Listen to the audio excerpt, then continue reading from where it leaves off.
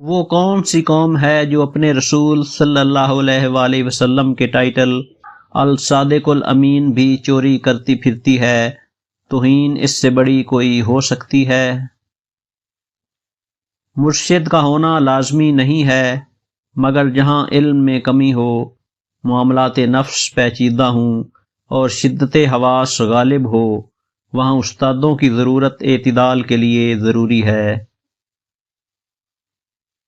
سب سے بڑی سنت میرے نزدیک علم سیکھنا ہے، کیونکہ علم سیکھ کر ہی آپ ذہانت رسول صلی اللہ علیہ وآلہ وسلم کے متمنی ہو سکتے ہیں۔ اگر آپ کے پاس علم نہیں ہوگا، شناخت کے آلات نہیں ہوں گے، تو آپ اتنے بڑے کائناتی انٹلیکچوئل محمد صلی اللہ علیہ وسلم کی بات کیسے سمجھیں گے؟ شناخت الہیہ کے سوا تمام علوم کاروبار حیات پر ختم ہوتے ہیں۔ ان کو علم کہنا بھی دراصل محال ہے۔ دنیاوی مہارتوں کے مظہر اذہان بالآخر افسردگی کا شکار ہو جاتے ہیں۔ کیا تاریخ یہ نہیں بتاتی اقوام عالم غربت میں نہیں تباہ ہوئیں؟ یہ عجیب بات نہیں کہ ہر قوم اپنی ترقی، عظمت اور معیشت کی کثرت کے وقت انجانے حادثوں کا شکار ہو گئی۔ اللہ کائنات کی ترجیح اول ہے، یہ اس کا فخر ہے کہ وہ خالق ہے، یہ حقیقت ہے کہ وہ مطلق ہے، کبریائی اس کی چادر ہے، رحم اس کی عادت ہے، رحمت کی تقسیم محمد رسول اللہ صلی اللہ علیہ وآلہ وسلم ہیں۔ اسلام میں صوفیہ اس لیے بھی کثرت اور تواتر سے آئے ہیں کہ اس مذہب میں خدا کا تصور بہت واضح اور طریقِ ہدایت بہت روشن ہے۔ خدا کا تصور بھی ابہام سے مکمل پاک ہے اور رسالت کا کردار بھی بہت شفاف ہے۔ کسی بھی تقلید کرنے والے کو قرآن سے بہتر کتاب اور محمد رسول اللہ صلی اللہ علیہ وآلہ وسلم سے بہتر استاد نہیں مل سکتا۔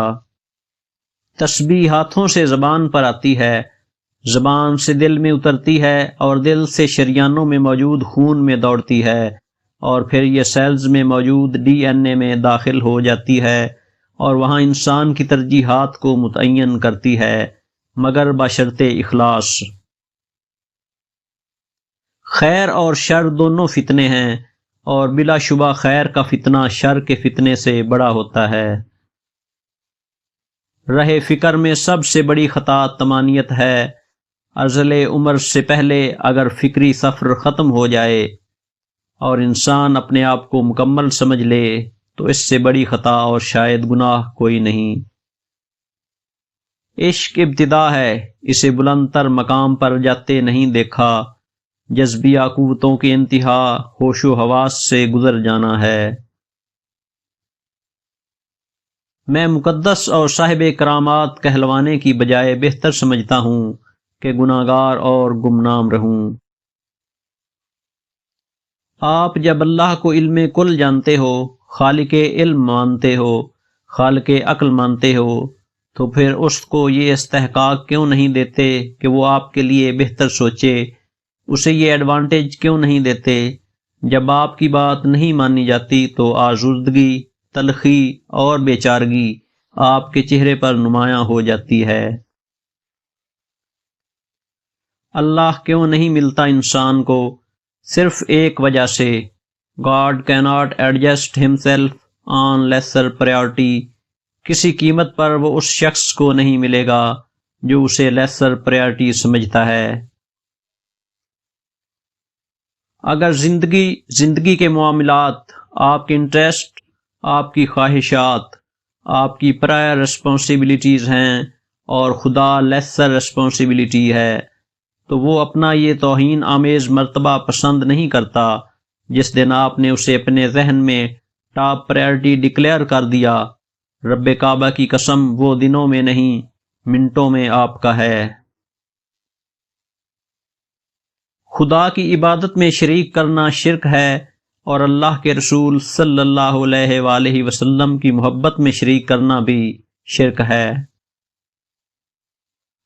پہلے کالجوں میں پڑھاتا تھا، محکمہ تعلیم نے بے اعتنائی برتی، فارغ تھا، خدا نے ملازم رکھ لیا، استاد کی دیانت مضمون کی وضاحت ہے، خدا کے ہاں میں پروفیشنل ہوں، یہ نہیں پتا کہ کس گریڈ کا۔ لوگ چاہتے ہیں کہ اپنی مرضی کے اسباب تقویٰ سے خدا کو قائل کریں،